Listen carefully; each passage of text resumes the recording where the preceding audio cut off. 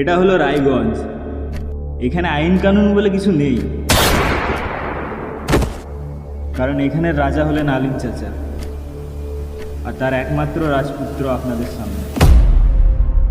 দেখো বে, আমাদের বন্ধুত্ব যেমন এখন আছে না, তো আমি চাই অনেক বছর পরও ঠিক আমাদের বন্ধুত্ব এমনি টিকে থাকুক। কেউ যখন বন্ধুত্বের মাঝে কাটা হয়ে দাঁড়ায় তখন সব কিছু পাল্টে যায়। সব খবর নেওয়া হয়ে গেছে, তাই তো এসেছি। এখন একা এসেছি, পরে বরযাত্রী নিয়ে আসো। তোদেরকে मारते मारते শ্বশুর বাড়ি নিয়ে যাবো। क्यों ने मारा ऑफिसर को? छोड़ क्यों दिया उसको? চাচা, আমি অভিকে মারতে পারবো না।